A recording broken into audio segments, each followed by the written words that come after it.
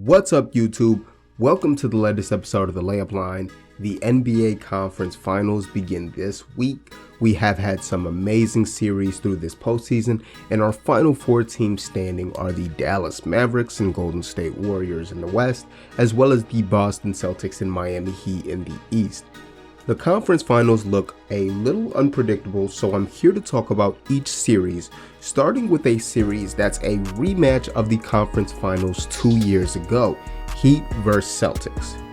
These two were the top two teams in the conference, so it's not all that shocking that they're both here at the end. On Miami's side, Kyle Lowry is nursing a hamstring injury, and as the key offseason acquisition and a true organizer for their half-court offense, his absence or injury could cost them this series against Boston. Jimmy Butler has been the guy carrying the load for Miami so far, averaging some wild offensive numbers, nearly 30 points on high efficiency from 2 and 3. I don't think he's seen the level of defense on the wing and the rim that Boston provides, so I'm expecting some regression from him offensively. So Bam Adebayo needs to step it up and be a lot more aggressive.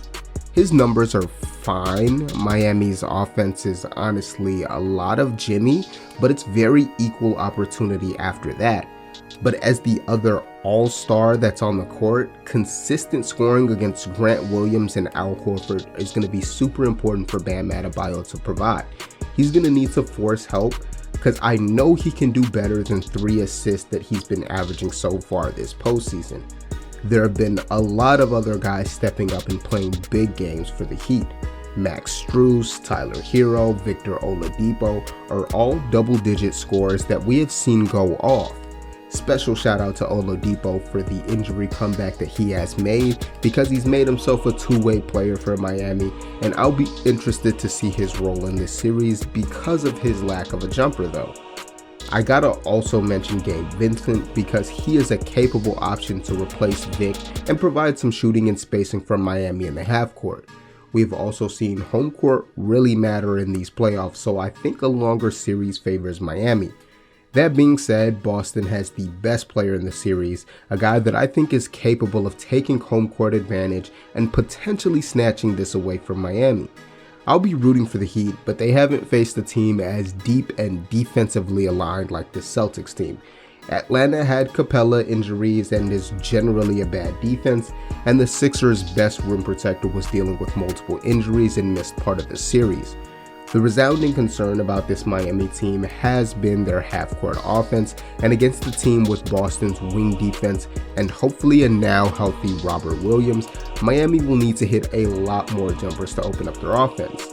The Heat can guard too, and they have guys that will get up into Tatum and Brown. We will even likely see a similar defensive strategy as Milwaukee in ignoring guys like Derek White. However, Al Horford and Grant Williams may be shooting enough threes and well enough that the strategy doesn't quite work. Both teams have done their best to purge their weakest defenders from the rotation to avoid offensive players hunting for them in switches, but I'm going with Boston for still having the stronger defensive personnel. Maybe it's not by much, but that edge makes the offense my most important thing to watch in this series. It reminds me so much of the Celtics vs Bucks. Both teams were playing high-level defense, but Boston managed to be the better offensive team and won out. And that was a series where Milwaukee had the best player. And now against Miami, I'd say Boston's got that guy. I am leaning towards Celtics in 6 or 7 right now. Lowry's health may be the biggest X factor in changing that. Boston will still have Tyler Hero to attack in isolation, and even some of Miami's strong defense will be giving up height advantages to the Celtics forwards that could make it easier to overcome good defense. I'm hoping for a long competitive series between these Eastern Conference powerhouses, and I'm interested in the adjustments that these coaching staffs will be trying to make along the way. Moving on to the Western Conference series, we have Warriors vs Mavericks. The last time these two franchises matched up in the playoffs was in 2007 with the We Believe team, but this time around it's Dallas with the chance of upsetting the Warriors. The Mavericks are the team that wasn't supposed to be here. They are playing with house money in a lot of ways because they could have lost either of their first 2 playoff matchups, and they wouldn't have taken that much criticism for it. Utah and Phoenix were expected to win by a lot of analysts, yet here the Mavericks are a result of some prolific play from Luka Doncic and very good team defense. Doncic has been a star playoff performer from his first run, but his team constantly ran into the wall that was PG and Kawhi. I'm not as confident in Golden State's ability to defend Dallas, or more specifically Luka. I expect Doncic to target Curry and Poole the same way that he went at Chris Paul, forcing rotations from the defense and getting his shooters open on the perimeter. We know what Luka can do, but the others will be hugely important. Jalen Brunson and Spencer Dinwiddie as secondary creators, and Dorian Finney-Smith and Reggie Bullock as 3-and-D wing players. Maxi Kleber and Davis Bertans are Dallas' stretch bigs, and Dwight Powell may be a little more effective now that he doesn't have to deal with a large team. The Mavericks have some really usable options, all while still missing one of their best shooters in Tim Hardaway Jr. Jason Kidd has also been doing a fantastic coaching job this postseason. The adjustments have been there, and the most interesting thing for me to watch in this series is the fact that Dallas will be playing against a team that doesn't mind playing their same kind of style. In the first 2 rounds, the Mavericks faced opponents that didn't really want to take their big men off the court, which allows Dallas to lean into their small ball because it means more minutes of Gobert or Ayton pulled away from protecting the rim. Draymond won't have that same kind of problem, as he's easily able to switch onto guards and wings, and Kevon Looney's no slouch in the switch either. Dre's not exactly lighting things up, and it's impacting his passing though. Against the Grizzlies, he averaged 6 assists with 4 turnovers. It was a huge part of Memphis' strategy to ignore Dre on offense. He essentially gave Golden State nothing as a 3-point shooter, so every second he spends out there on the perimeter are possessions Dallas can use to send help and muck up Golden State's motion, forcing them into an isolation game and just asking them to hit shots out of that.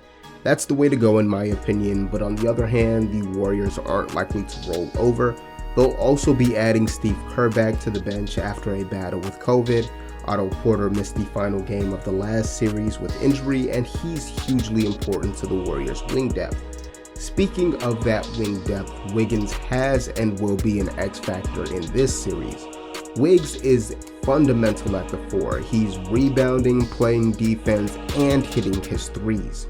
No doubt he's the primary defender for Luka, and how well he does at that job can make or break this series. No one defends Luka with one player, it's why he will probably go matchup hunting. I'll be looking to see how easily the Warriors give up those switches, because if the Warriors get stuck on screens, the Mavericks are almost guaranteed a good look at a bucket. Clay and Curry will be the guys going around screens, and it's beyond a no-brainer to point out how important these guys are. Curry's 3-point shooting numbers and even free throw numbers have dipped. Klay Thompson's shot selection is also something that can swing a game. When he over-dribbles and settles for bad contested mid-ranges, those are wins for Dallas. But he is a fire torch from 3 still, shooting often and well, so his off-ball movement alone will open up the floor for Golden State. Curry and Poole are the 2 with more juice attacking closeouts and shooting off the bounce, meaning having their percentages come back up from where they were in the Grizzlies series will be important. The Warriors blew chances to close out the Grizzlies even sooner, in part due to Golden State missing their usual shots and the absurd number of turnovers that they had. I think Dallas is very well positioned to take advantage of those struggles if they're still going on by the conference finals. I'm less confident in this prediction, but I am leaning Warriors in 6. These have been both really strong defenses, but I think if it comes down to a shootout, Luka versus Steph, Clay, Poole, and even Wiggins, things will be a numbers game in the Dubs' favor. But that's all I have for you in this one. Comment down below and give me your thoughts on these series. Like the video if you liked the video, and subscribe for more NBA videos like this one. Thank you for watching, and enjoy the rest of your day.